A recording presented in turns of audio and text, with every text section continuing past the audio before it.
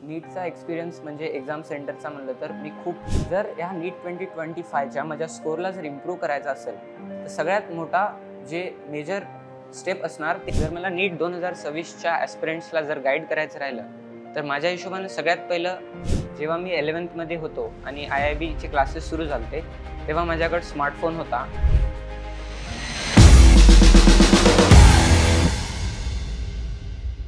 माझं नाव कृष्णकांत महादेव केंद्रे आहे. मी राहणार चंद्रपूरचा आहे. मी एक IIBian आहे. माझी आई पोलीसमध्ये आहे आणि माझा नीट 2025चा स्कोअर 555 आहे. नीटचा एक्सपिरियन्स म्हणजे एक्झाम सेंटरचा म्हणलं तर मी खूप नर्वस आणि खूप एक्सायटेड होतो. पहिल्यांदाच पेपर द्यायचा आणि एक्सायटेड होतो कसा होईल पेपर म्हणून. त्यानंतर मग एक्झाम हॉलमध्ये गेल्यानंतर आम्हाला तिथं बसायला लावले आणि तेवढ्या वेळात मी खूप विचार करत होतो की काय होणार. त्यानंतर आम्हाला पेपर दिले आणि मग मी पेपर सोडवायला सुरुवात केली. त्यानंतर बायो सोडवायला सुरुवात केली. बायो ॲज इट इज जिथे जसं IIBमध्ये होतं तसंच होतं, पण 1-2 क्वेश्चन ट्रिकी होते त्यामुळे थोडा कॉन्फिडन्स डाऊन झाला आणि सोडवायला पण 1 तासच्या जवळपास लागला. त्यानंतर केमिस्ट्रीमध्ये गेलं तर केमिस्ट्री पण नॉर्मल IIB सारखंच होतं, पण तिथं सोडवायला थोडा 1 तास लागला, थोडा जास्त टाईम लागला. त्यानंतर मग जेव्हा फिजिक्समध्ये गेलं तर टाईम खूप कमी होता, 1च तास होता आणि त्यात पण मी बायोचे 2-3 प्रश्न आणि केमिस्ट्रीचे 2-3 प्रश्न सोडले होते. म्हणून मी तेव्हा ते क्वेश्चन सोडलेले अटेम्प्ट करायचं ठरवलं आणि OMR भरली. त्यात माझे 15 मिनटं गेले. मग उरले फक्त 45 मिनटं. आणि फिजिक्स असं वाटलं की हे 2 विषय थोडे मॉडरेट दिसायलेत आणि 3rd विषय सोपा असणार, पण तिथं एक्झॅक्ट अपोजिट होतं. आणि त्यामुळे मी असा विचार केला की आता फक्त 40 मिनटं आहेत आणि 45 क्वेश्चन सोडवायचं आहे. म्हणून मी खूपच फास्ट आणि खूप पॅनिक मोडमध्ये फास्ट सोडवायला सुरुवात केली आणि त्यात माझ्या खूप चुका झाल्या.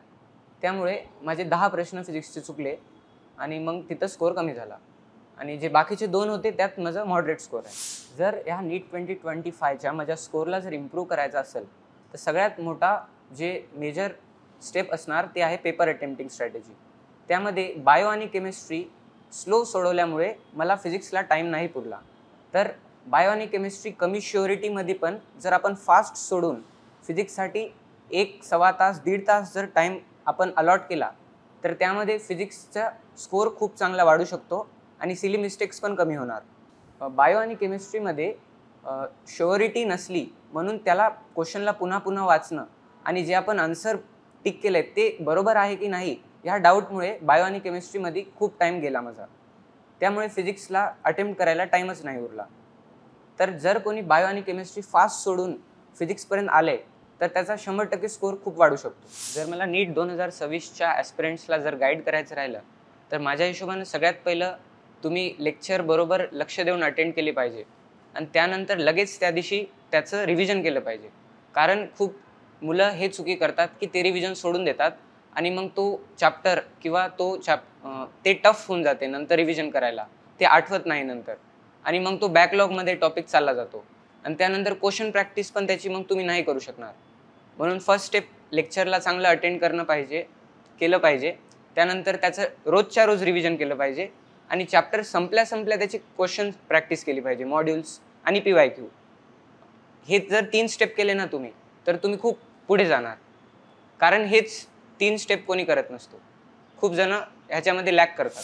जर पॅरेंट्सचा रोल माझ्या प्रिपरेशनमध्ये म्हणलात तर ते खूप इम्पॉर्टंट आहे. कारण जेव्हा पण मला कमी मार्क यायचे किंवा कधी मला चांगलं वाटायचं नाही तेव्हा मी माझ्या आईला बोलून माझी जे टेन्शन आहे, जे स्ट्रेस आहे ते मी दूर करत होतो आणि दर महिन्याला 1-2 महिन्याला आई येऊन मला भेट द्यायची. त्यामुळे मला आणि छान वाटायचं. फ्रेंड्सचा जर रोल राहिला तर कधी पण काही अडचण आली, काही नोट्स पाहिजे असले तर फ्रेंड्सचा खूप छान रोल होता. ते एकमेकांना आम्ही सपोर्ट करायचो आणि कॉम्पिटिशन टाईप आम्ही चांगलं मेहनत करायचो. कॉम्पिटिशन कोण पुढे येणार त्यासाठी.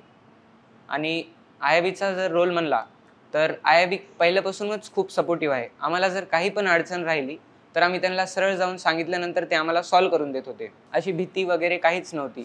जेव्हा मी 11th होतो आणि IIBचे क्लासेस सुरू झाले तेव्हा माझ्याकडे स्मार्टफोन होता. आणि मी क्लास झाल्यानंतर रिव्हिजन झाल्यानंतर माझ्याकडे टाईम उरायचा, म्हणून मी तेव्हा फोन बघायचो आणि मग मार्क आणि स्कोर पण चांगलेच येत होते, तर मला काही त्याचा प्रॉब्लेम वाटला नाही. पण जसं जसं 11th आणि मग 12th सुरू झालं, तर हळूहळू अभ्यासाचा लोड वाढायला लागला आणि मार्क्स आणि स्कोर्स थोडे थोडे कमी होत राहायला लागले. तेव्हा मला समजायला लागलं की फोन नाही बघायला पाहिजे, कारण त्याच्यामुळे खूपसा टाईम आपला वेस्ट होऊन जातो. मग हळूहळू मी तेव्हा फोन कमी केला आणि त्यातला टाईम मी अभ्यासात लावायला सुरुवात केली. आणि फोन बघल्यामुळे मोस्टली खूप प्रॉब्लेम्स होतात. रिव्हिजन्स राहून जातात, क्वेश्चन प्रॅक्टिस राहून जाते. मग त्यामुळे पुढे जाऊन खूप असं वेगळं होते की कसं कंप्लीट करू एवढं जास्त. म्हणून मग लास्टला मी फुल एकदम फोन बंद करून टाकलो आणि मग मी खूप अभ्यास करून ते कव्हर केलं.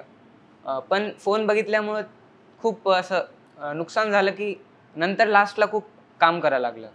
तर जर तुम्ही पहिल्यापासून फोन जर अवॉइड केला तर तुमच्यासाठी खूपच छान होईल. जर स्टडी प्लॅनचं बोलायचं राहिलं तर फिजिक्ससाठी जर बोललं तर फिजिक्समध्ये फक्त क्लासमध्ये बरोबर अटेन्शन देऊन घरी येऊन फक्त क्वेश्चन सोडवलं तरी होऊन जाते. त्यात जास्त रिव्हिजन करायची गरज नसते. आणि केमिस्ट्री आणि बायोलॉजीसाठी नोट्स वाचायचे छान आणि त्याच्यासाठी NCERT पण त्याची वाचून घ्यायची आणि मग त्यानंतर क्वेश्चन सोडवायचे. तसं जर डेली रिव्हिजनला 2-3 तास लागतात, त्यानंतर तुम्ही टेस्टची प्रिपरेशन करू शकता, जे संडे आणि वीकली टेस्ट तुमचे होणार. लास्टचे जेव्हा फायनल राऊंड होते तेव्हा मी प्रिपरेशन असं केलो की रोज बायोचे 2 चॅप्टर, केमिस्ट्रीचा 1-2 चॅप्टर आणि फिजिक्सचा 1 चॅप्टर मी पूर्ण वाचायचो नोटबुकमधून. आणि तसं 7 ते 10 दिवसात फुल सिलेबस एक बार रिव्हिजन व्हायचा. तसे 2 ते 3 सायकल करायचे लास्टच्या 2 महिन्यात आणि आरामात मग तुम्हाला रिटेन राहील सगळं एक्झामच्या दिवशी. IIBच्या 2 इयर क्लासरूम प्रोग्रामचा स्टुडंट आहे आणि मी रेग्युलरली क्लासेस केले. त्यानंतर मॉड्यूल्स आणि टेस्ट पेपर्स IIBचे पूर्ण दिले आणि वीकली आणि मंथली टेस्ट पण IIBचे दिले. ह्याच्या व्यतिरिक्त मी काहीच केलेलं नाही आहे आणि ह्यामुळेच नीट 2025मध्ये माझा चांगला स्कोर आणि चांगली रँक आली आहे. त्या बेसिसवर मला महाराष्ट्रातलं टॉप GMC 100% भेटणार आहे आणि ह्यासाठी मी सगळ्या टीचर्सला आणि फ्रेंड्स आणि माझ्या आईला थँक्यू म्हणतो. थिंक नीट, थिंक IIB.